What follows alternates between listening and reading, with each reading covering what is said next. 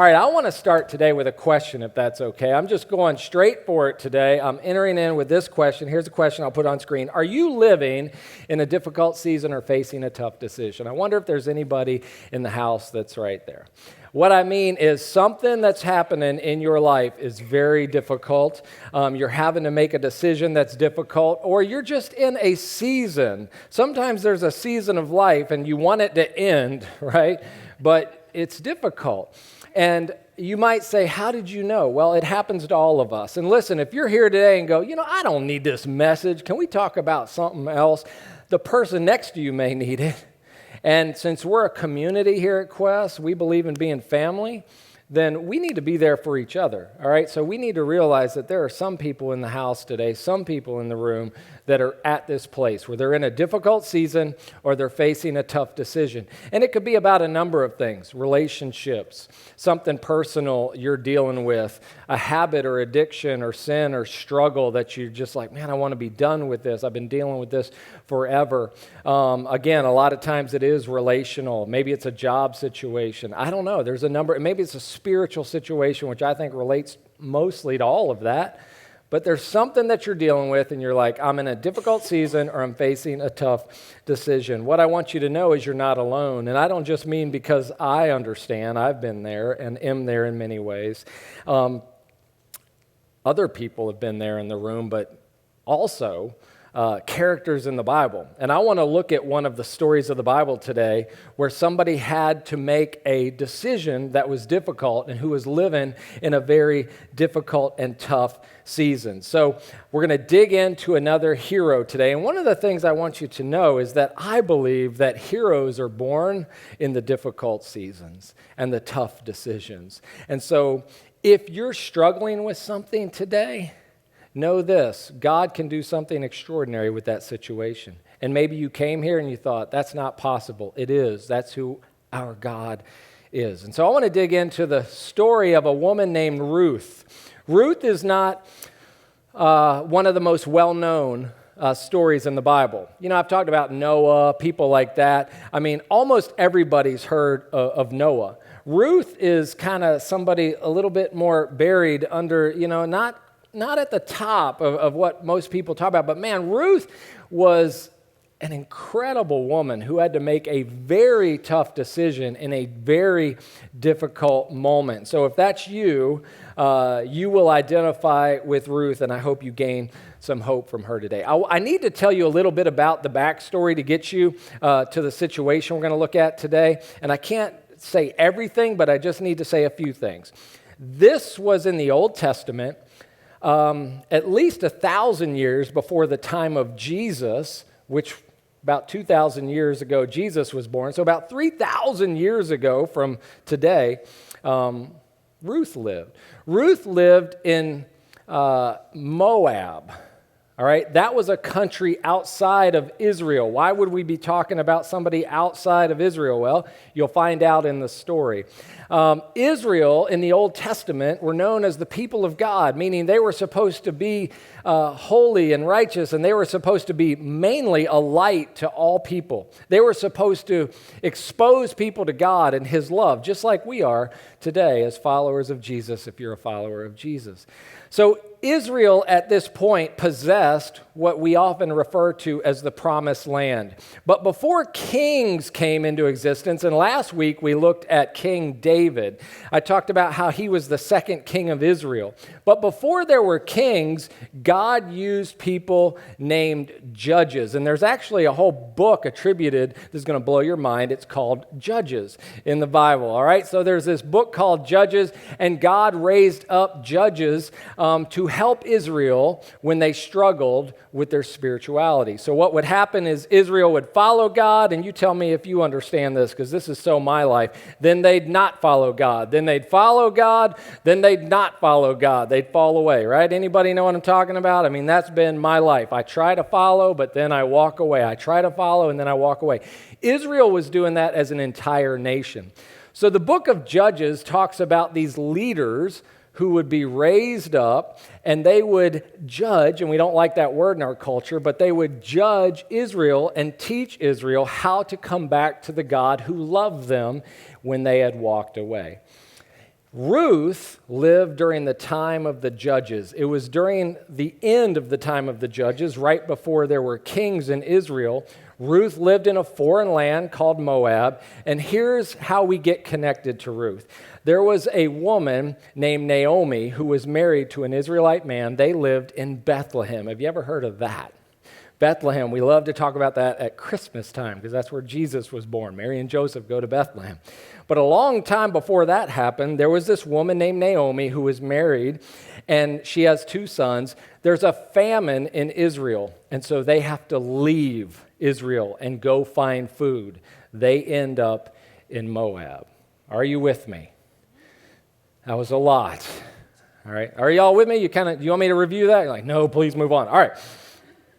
So here's where the story picks up in Ruth chapter 1. In the days when the judges ruled in Israel, we talked about that, a severe famine came upon the land. So a man from Bethlehem in Judah left his home and went to live in the country of Moab, taking his wife and 2 sons with him. The man's name was Elimelech. That is a tongue twister. Be careful with trying to name your child that, all right? And his wife was Naomi. All right, so there's a woman named Naomi. She's one of the central characters in the book of Ruth. Their 2 sons were Mahlon and Chilion. And when they reached Moab, this other country, they settled there. Why? Because there was a famine in Israel, all right? Then Elimelech died, and Naomi was left with her 2 sons. So catch this. There's a woman with 2 sons. Her husband died. One married a woman named Orpah. Not Oprah, Orpah. You got it? I did spell it right. And the other name, a woman named Ruth. And this is the name of the book, Ruth, that we're talking about. This is the woman I want to look at today. An amazing person. But about 10 years later, all right, so her sons get married, and then they die. Both Mahlon and Chilion died. So Naomi, catch this, is a widow because her husband has died, and now her sons get married, and her sons die. So who's left? It says that it's Naomi, Orpah, and Ruth. This left Naomi alone without her 2 sons or her husband. Why does the Bible tell us this thing about her being left alone? Because of this. And you don't have to agree with this. I don't agree with this. But back then, okay, you need to understand this. We have a hard time with this, but you got to understand, back then, for a woman to be left alone, she would be destitute. If she didn't have a husband or sons to provide, that woman was destitute. This is why in the book of James, later in the New Testament, it says to take care of widows and orphans is what it means to have true faith, true religion. It's not just coming and worshiping Jesus. That's great, but it's taking care of people who need God's assistance and help and are hungry and destitute. And back then, a woman without a husband or without sons was in serious trouble, right? That's what the culture was like. And so it was very important for her to have a husband or sons to be able to provide and take care of her, just to eat and all that kind of stuff that was so necessary. This was the culture that they lived in. And so what it says is that Naomi was left with just her daughter-in-laws. And what are they going to do? They're destitute now because all of the men, her husband and her 2 sons, have died. Here's what happens. I'm just going to paraphrase some of it. You can read it, Ruth. It's an amazing book in the Old Testament. But Naomi hears that there is food again after years have passed, that there's food again in Bethlehem. And so her plan is, maybe against all odds, I can survive if I just go home. Maybe somebody will have mercy on me. Maybe somebody will reach out and take care of me. And so she and her daughters-in-law at this point actually set out for Bethlehem. So they're on the road from Moab, this other country where these 2 women are from, who are now with their mother-in-law, but all the men have died. And so they're headed to Bethlehem, and Naomi has a thought. She's like, I don't know what, I'm old. They're not. My daughters-in-law are not old. And so they need to go home. Because if they go back to their own mothers and fathers, maybe they can get married again and they have hope. But I need to leave. I need to let them leave me. And so they stop along the road, and there's this conversation, and this is what it says. But on the way to Bethlehem, Naomi says to her 2 daughters-in-law, "Go back to your mother's homes." And I love this. "And may the Lord reward you for your kindness to your husbands and to me." The husbands were her own sons. Can you imagine how sad she was? She lost her husband and her sons. "May the Lord bless you with the security of another marriage." And see, that's the part where biblically we're learning in that culture that these women, in order to be taken care of in that culture, I'm not talking about today, don't turn it into that, in that culture, they needed this. And so they needed the security of that marriage. Then she kissed them goodbye, and they all broke down and wept. So this is a difficult moment because Naomi is telling her daughters-in-law, Orpah and Ruth, "Look, y'all need to go home to mom and dad, and you're young, and you can get married again, and you should, and you'll have security, and you'll have everything you need. You need to just leave me. Let me go." We learn that Orpah and Ruth, they say, "No, we are coming with you." Naomi has some more conversation with them. Again, you can read it in the book of Ruth. And Orpah ends up going home. But then Ruth says something to Naomi. And sometimes you hear this, you might go, "Where have I heard that before?" Likely you've heard what I'm about to read to you in a wedding ceremony. It's a beautiful picture of what marriage is, but it's born out of the context of this mother-in-law and her daughter-in-law. One has left now and gone home, and do you blame her? I mean, I would have. But her other daughter-in-law, Ruth, this is what she says. This is the moment that's difficult in a decision, but this is what she says. Ruth replied, "Don't ask me to leave you and turn back, Naomi. Wherever you go, I will go." If you're going to Bethlehem, that's where I'm going. Wherever you live, I will live. We're going to live in Bethlehem, that's fine. Your people, right? She was Moab. She wasn't even an Israelite. Your people will be my people. I'll become like you. And your God, see, she didn't even have the God of Israel, but now she's like, "I will believe in your God because of you, Naomi. Your God will be my God." Can you imagine the influence Naomi must have had on her for her to say that? "Wherever you die, I will die." When we go to the cemetery, it'll say Naomi, and it'll say Ruth.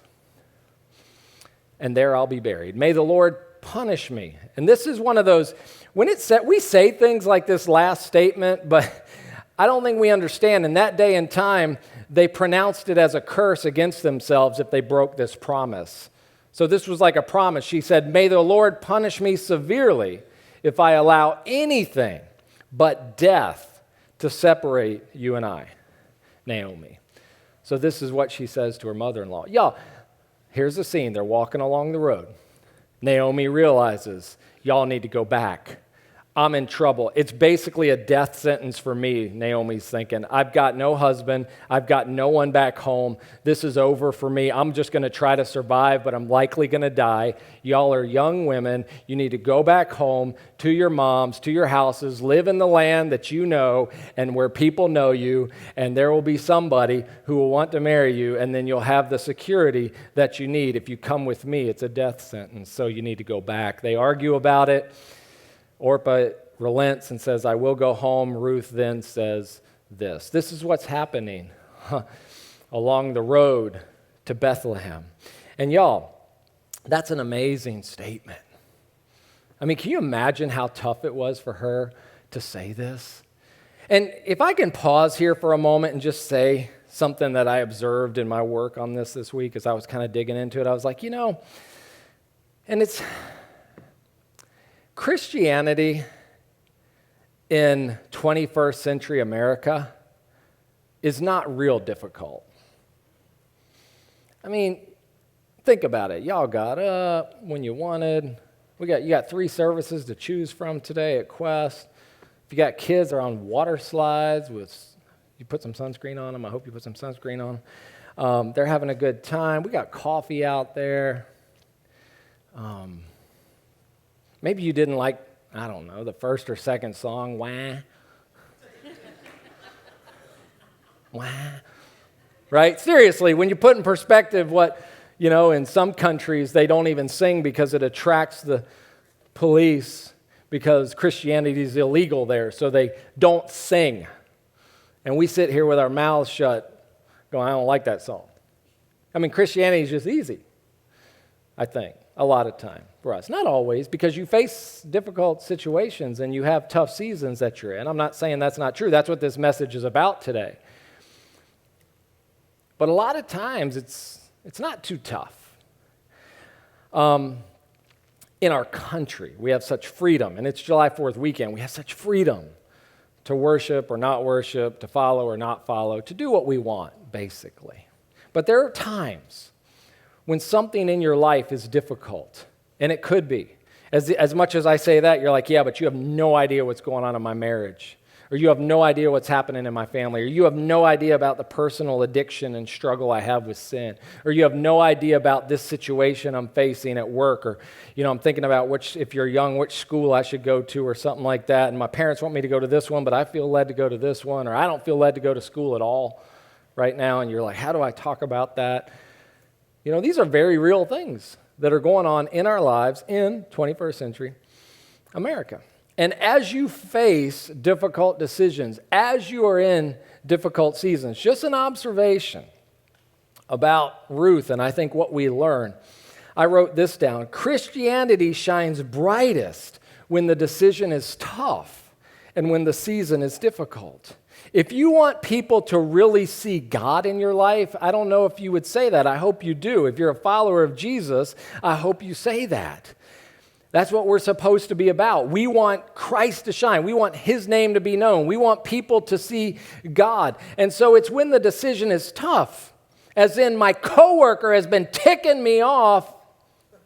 That can't be anybody at Quest Church today, but should I love them anyway in this situation? My marriage is difficult. Should I stay? And I'm not saying you always should. There's some difficult situations that require us to make a decision that's different than that, okay? Boundaries and stuff are important, but I'm just saying, as you're facing that, if you want your Christianity to shine bright, if you want people to see God, if you want your faith to stand out, it's in the moment where it's tough that it shines brightest. It's in the moment where you're like, what decision should I make? And what happens is it becomes very personal. It's like the only person in this is me, and we forget that other people are watching. And I just wanted to highlight that because in that moment, I believe God shone very brightly because of the decision Ruth had to make. And the only people there were her and her mother-in-law. Orpah had already left. They saw her going, and they were repacking their stuff, and Ruth's like, no, wherever you go, I'll go. Wherever you die, I'll die. Your people be my people. Your God be my God. I'm with you. I'm sticking with you. That was a tough decision for her to make, but it was one that she made. Y'all, I just lost my sermon, man. Hold on. God, you trying to tell me something? There it is.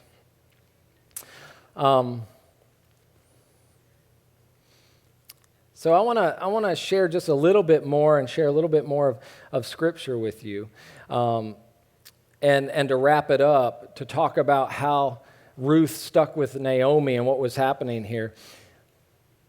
If you push forward in the story, what's amazing, listen to this, this is so important, is you discover that the decision that Ruth makes, the tough decision, the difficult moment, actually leads to their salvation. What do you mean?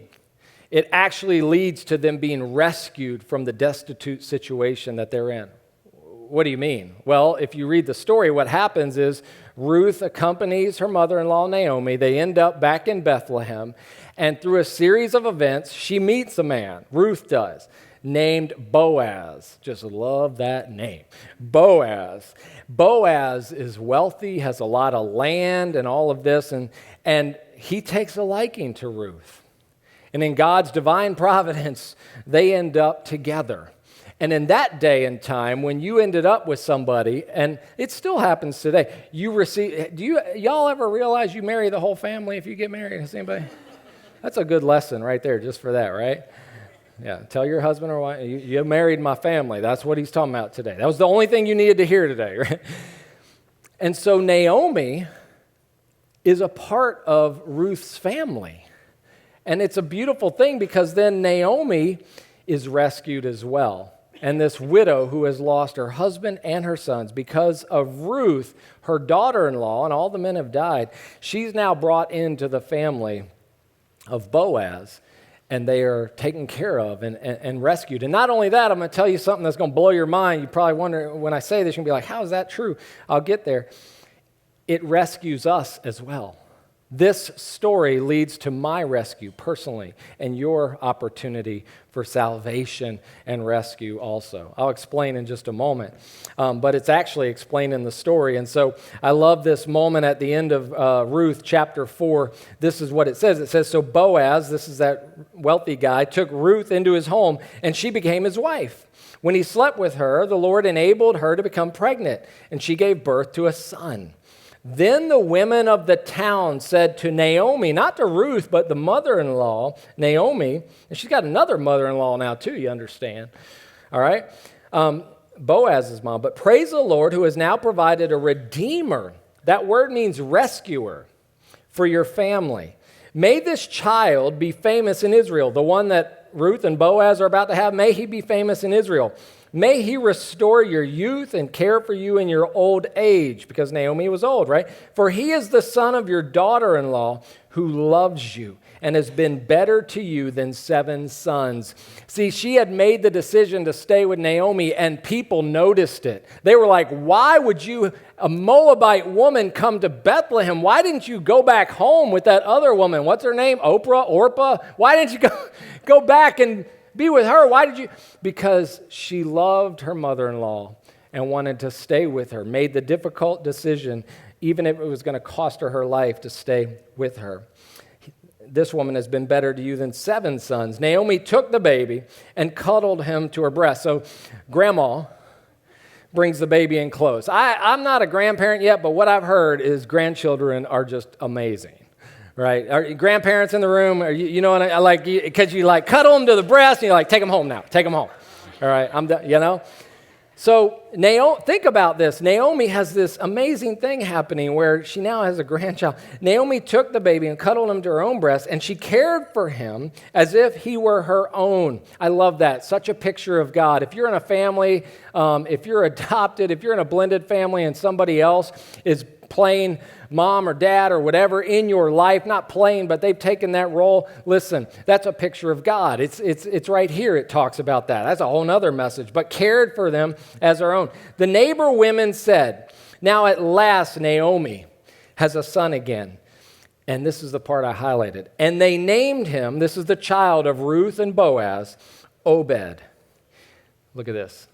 He became the father of Jesse. And Jesse's son is King David. That verse, that little part gets so overlooked. But what this means is, follow me. Ruth and Naomi and Orpah are walking along the road. Orpah leaves and goes home. We can't blame her for that. I mean, most of us would have done the same thing.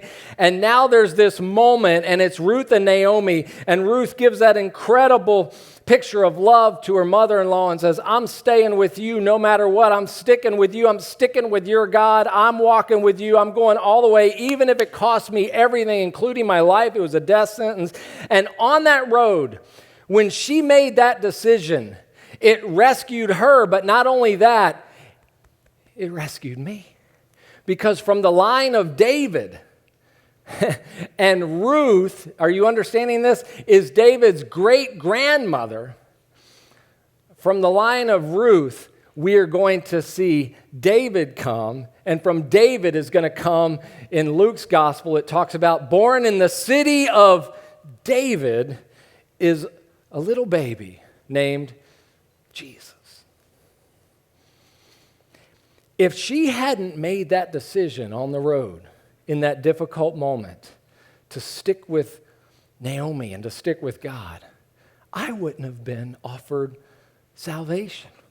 That little story, no, God could have, it's what he used. John, what's your point about all that. It was a difficult decision, and you have difficult decisions to make. And I think so often when it's a difficult decision, we're almost done, hang with me. We are in that moment alone, and we think it's just us. But what I'm here to tell you is that, and I wrote this down, difficult decisions made in difficult moments will yield divine blessings. Not just for you. See, there was a blessing, they were rescued, but for future generations who come after you. The decision that you're dealing with right now, this very moment, and I know you're like, how'd you know? God knows.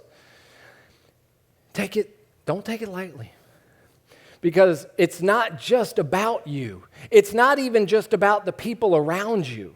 It's about generations that will come after you. It's about those kids out there on the water slides right now. It's about their children someday. It's about their children's children. Someone shared with me a Greek proverb. I love, if you come to the 9 o'clock service, you can share something with me and I can share it with the other services. See, this is amazing. I love this. Look at what he said. So this was just shared after the first service. And it's an old quote. It says this: a society grows great when old men plant trees in whose shade they will never sit. Are we willing in our decisions to plant trees in whose shade we will never sit? See, if you're like me, you're pretty selfish. And everything's about me. And I'm making this decision for me. And I hear this so often, I'm making this decision for my own happiness. When what we need to be making the decision is for holiness and God's name more than ours. Because your name isn't going to get passed on like God's name. His is the only one, just like we sang in that song. His is the name that matters more than any other. So in those difficult moments, when you're struggling, when the decision is tough, I just want you to know I'm praying for you. And I have been all week because, listen, this is tough. I understand that this is tough and you're struggling and you've got a difficult decision. You're in a tough season. And I want you to know I've been thinking about you. And I don't even know. I know what some of them are because I'm in your lives, some. But I know that across this room, I can't even imagine the number of decisions and seasons that are so difficult that you are in right now. Occasionally, this wasn't even in my notes, but I was just thinking of it. I woke up thinking of this morning. Occasionally, we baptize. We have a lot of babies. Y'all ever notice a lot of babies at Quest? Last week was crazy. We actually had 3 babies that were born, so we put all those on screen. And we had 2 babies baptized. So that was a lot. That might have been the most pictures of babies I put on screen in any one Sunday. I mean, just lots of babies. And I always say, if you don't have kids, if you don't like kids, whatever, you got them at Quest, because there are lots of kids around here, and that matters. The next generation is among us. But whenever I baptize a baby, there's a moment, if you've been to our church, you know, and you've seen this, where I'll ask you to stand up as a church, as a family, and make a commitment to this family and this child. And I think we do it ritually a lot. I'm just going to be honest. Can I be honest? I know that's a stupid thing to ask. Like, were you not honest? No. But I want to push you a little bit. I woke up thinking about this, and I was just like, John, how seriously do you take that moment? Because, see, this guy right here has lived in a lot of sin. I've shared with some of y'all about porn addiction that I've had and some other things in my own life. And I've had to make decisions that are hard for me to make for the next generation. So I can be the dad I need to be to my own sons.